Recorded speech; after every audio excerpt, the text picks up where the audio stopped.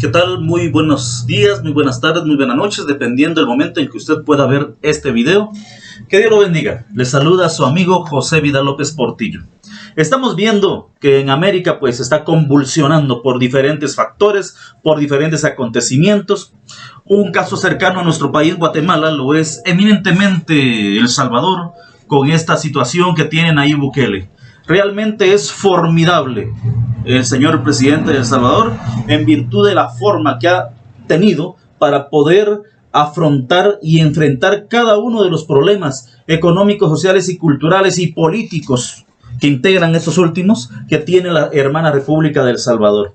Realmente todos sabemos claramente que toda nación, toda población, entre los elementos del pueblo, entre los elementos del Estado, tenemos el territorio, el pueblo, la normativa jurídica y los elementos correspondientes, espacio aéreo, terrestre, todo. Bueno, entonces, cuando tenemos estos elementos fundamentales, pues lo fundamental es el pueblo. Y el pueblo tiene un elemento que se llama la soberanía.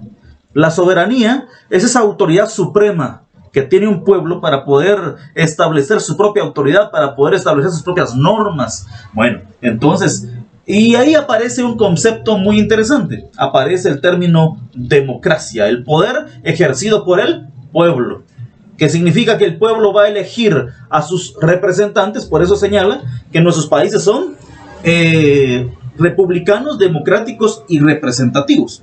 Pues claramente tenemos que El Salvador tuvo una elección eminentemente democrática, como lo repite constantemente su gobierno, el presidente Nayib Bukele.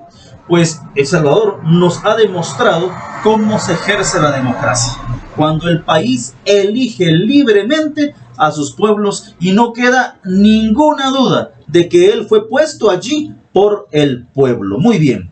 Ahora, pues cuando vimos las elecciones recientes ya del Congreso de la República y los alcaldes, pues pudimos determinar que efectivamente el pueblo nuevamente eligió a la gente de nuevas ideas. ¿Para qué? Para que llevaran a mejor término, para que pudieran alcanzar mejores resultados el gobierno ejercido por el presidente Nayib Bukele. Muy bien. Al principio, cuando se dio la elección de los diputados y ganó el partido Nuevas Ideas, escuché muchos comentarios respecto a que ahora pues Nayib Bukele iba a tener poder absoluto, que esto era antidemocrático y una serie de cuestiones que lo repetían constantemente, pues obviamente los partidos contrarios. Y también aquí en Guatemala y el resto de países del mundo indicaban lo mismo. Y uno se sorprende. ¿Por qué razón? Porque el señor presidente no es quien nombró a los diputados. Los diputados fueron electos por ese poder soberano, ese elemento soberano que es el pueblo, quien decide quién lo va a gobernar. Entonces es la soberanía. Muy bien. Ahora, como ya se dieron cuenta que efectivamente el pueblo eligió y por lo tanto existe un claro ejemplo de democracia, ahora van por otro elemento, que es lo que es atacar a la república, que se está atacando a la república, la división de poderes y todo ese tipo de cuestiones. Pero basta con ir a la constitución política del vecino país para poder determinar que no existe una vulneración a la Constitución, no hay una antinomia constitucional, no existe ni un problema en ese sentido. ¿Por qué razón? Porque el Congreso de la República tiene facultades, y si está facultado para ejercer esa función legislativa, esa función de poder nombrar y remover a ciertos funcionarios, pues es una facultad que tiene en este caso el Congreso de la República de El Salvador.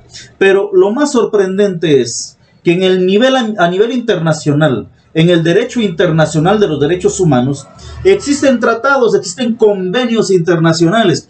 Por citar alguno, en este caso el Pacto Internacional de Derechos Económicos, Sociales y Culturales, el Pacto Internacional de Derechos Civiles y Políticos, la Declaración de los Derechos Humanos y todos los elementos que están a nivel internacional, esas normativas, pues establecen un elemento fundamental: la libre determinación de los pueblos.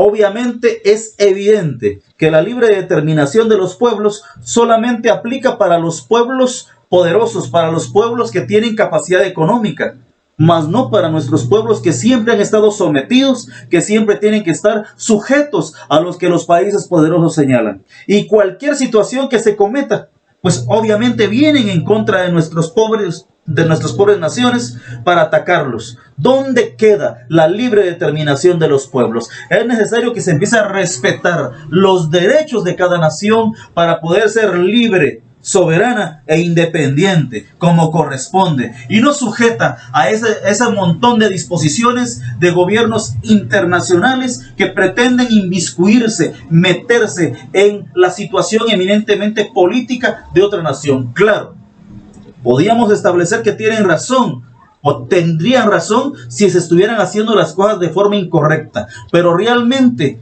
lo único que pretenden las naciones es proteger sus derechos de sus financistas, de sus empresarios que están metidos en esas naciones. Guatemala no es un caso ajeno. Tuvimos 10 años, de 1944 a 1952, 54 aproximadamente, con un gobierno revolucionario, en donde se tocaron intereses de la Mauricio Fruit Company, también la IRCA, instituciones financiadas o que pertenecían a personas norteamericanas, y obviamente se les tocó los intereses y por lo tanto ¿qué hicieron? Tildar a Guatemala de un país comunista. Y como se estaba en el albor de la Guerra Fría y todo eso, utilizaron todos los elementos para atacar Guatemala y despedazar la verdadera democracia que Guatemala tuvo en algún tiempo en la historia. Así que, mis estimados amigos y hermanos salvadoreños, sigan adelante, tienen un buen gobierno y esperemos que algún día Guatemala pueda tener un gobierno que también defienda los derechos de la gente, los derechos del pueblo. ¡Viva Guatemala! ¡Viva El Salvador! ¡Viva Centroamérica!